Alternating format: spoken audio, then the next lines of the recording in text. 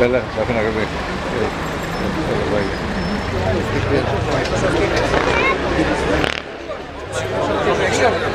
Δηλαδή θα το κάνουν, ναι, αλλά πολλές φορές κάνουν.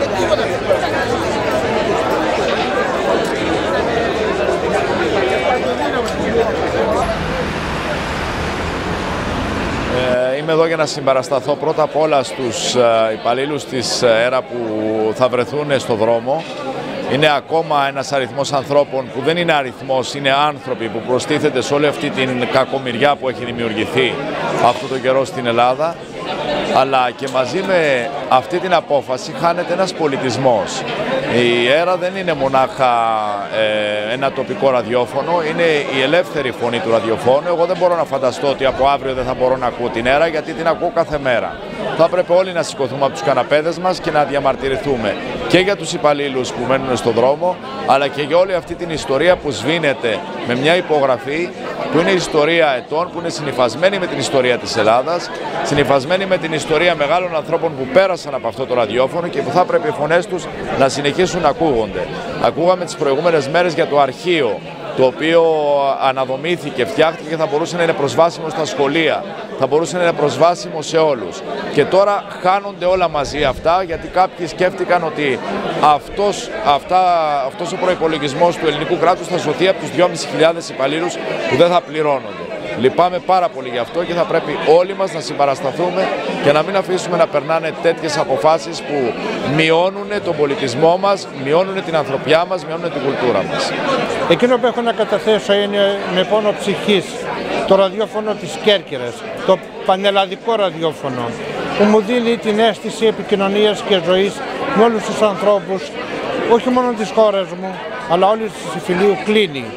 Κλείνει όπως έκλεισε στη γερμανική κατοχή, όπως τότε τα τάγματα ασφαλείας του εσωτερικού κατοχικού στρατού, έτσι και τώρα κάποιοι άλλοι ενός άλλου εσωτερικού στρατού μου κλείνουν τη φωνή μου, μου κλείνουν το δικαίωμα να εκφραστώ.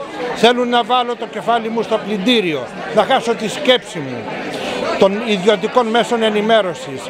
Πρέπει να αντισταθώ. Δεν είμαι πια νέος να βγω στους δρόμους, αλλά θα συνεχίσω να σκέφτομαι ελεύθερα. Εύχομαι ο αγώνας των εργαζομένων της ΕΡΤ, όπως και ο αγώνας του ελληνικού λαού, να ευοδοθούν, να κερδίσουν, να αντισταθούμε.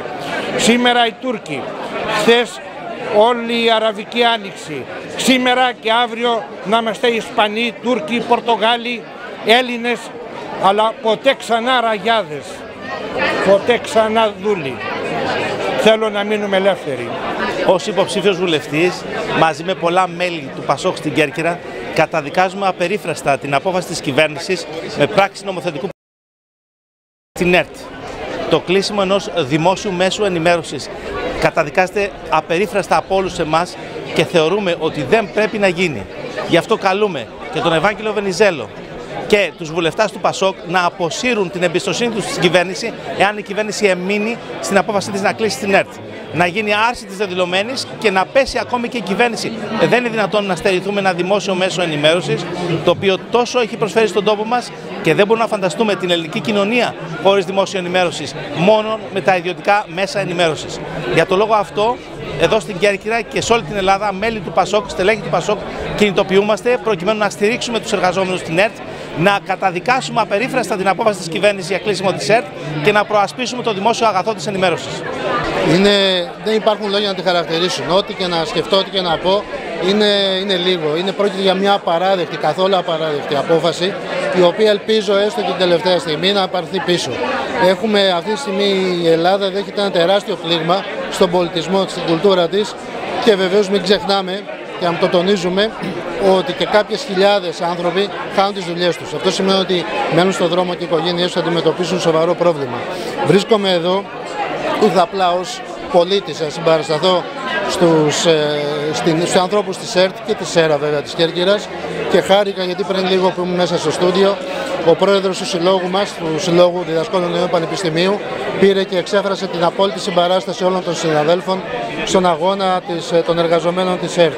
Μας θλίβει, μας σοκάρει γιατί δεν είναι μόνο που με μια υπογραφή στέλνουν 2.650 οικογένειες στον δρόμο, είναι το ότι στέλνεται ολόκληρος ο πολιτισμός μας, η ιστορία του 20ου αιώνα που έχει καταγραφεί στα αρχεία της ΕΡΤ,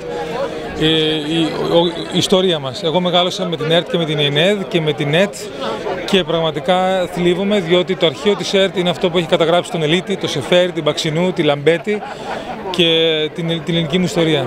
Το κλείσιμο της δημόσιας τηλεόρασης είναι πλήγμα κατά της δημοκρατίας και έγινε με αντισυνταγματικό τρόπο, χωρίς την απόφαση της Βουλής, χωρίς τις υπογραφές όλων των υπουργών που χρειαζόταν. Ανεξάρτητα όμως από τη διαδικασία, είναι πλήγμα κατά της δημοκρατίας. Ο λαός δεν το επιτρέπει. Είναι μια σταγόνα που ξεχύλισε το ποτήρι και ο λαός οφείλει να αντιδράσει σε αυτή την αντιλαϊκή πια κυβέρνηση.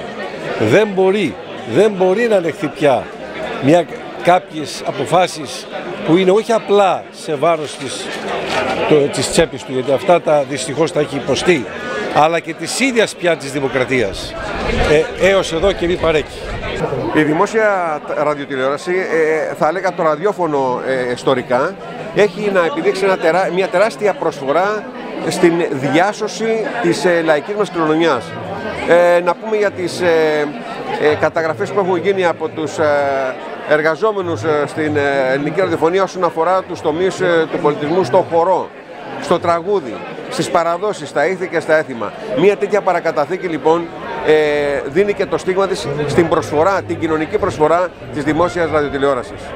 Με βίαιο παράνομο τρόπο, αλλά και θα έλεγα με μια ιδιάζουσα σημειολογία, επιχειρεί η κυβέρνηση να σπείρει ακόμα περισσότερο την τρομοκρατία στον ήδη φοβισμένο κόσμο.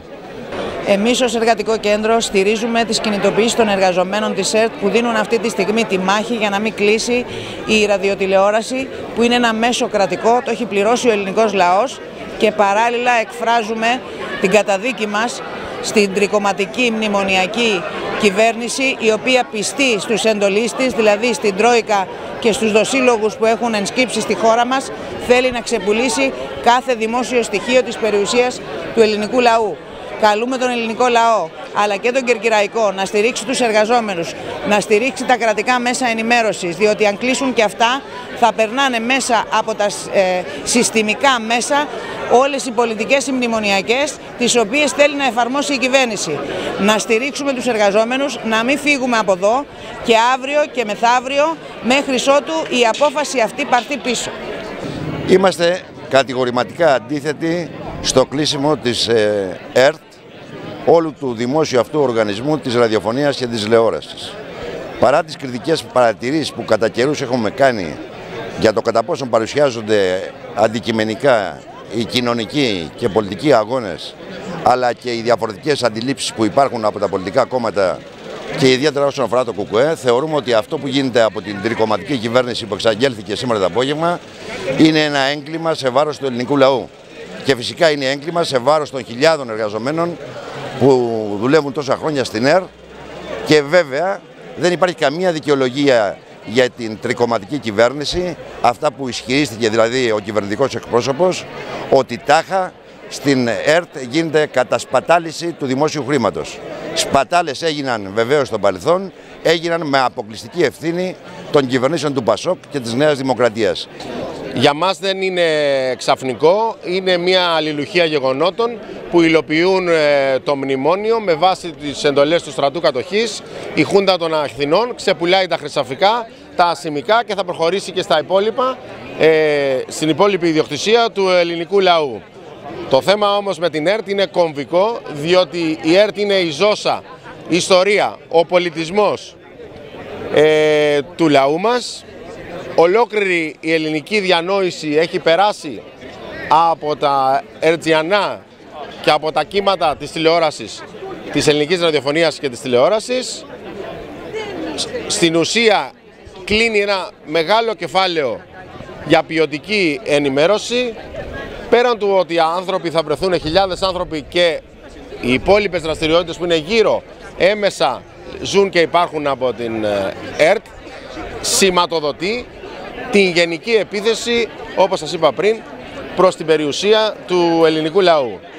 Είμαστε εδώ πέρα για να συμπαρασταθούμε στους εργαζόμενους της ΕΡΤ και όχι μόνο γι' αυτό, είμαστε για να δηλώσουμε στον ελληνικό λαό ότι αυτή τη στιγμή συντελείται ένα πραξικόπημα ενάντια στην ενημέρωσή του, ενάντια στην ενημέρωση του απλού πολίτη και να τους φωνάξουμε να βγουν στους δρόμους, να αγωνιστούμε ενάντια σε αυτή την υποδούλωση που υπάρχει από την Τρόικα και από τους εξωτερικούς παράγοντες. Η Ελλάδα κυβερνιέται με κατοχικά διατάγματα. Αυτή είναι η αλήθεια. Βγαίνει ένα κατοχικό διάταγμα το οποίο είναι υποχρεωμένο να το υπογράψει ο πρόεδρος της Δημοκρατίας, ο οποίος είναι Έλληνας, και που λέει απολύονται αυτή τη στιγμή τόσοι υπάλληλοι μόνο και μόνο για να τιμωρηθεί ο ελληνικός λαός.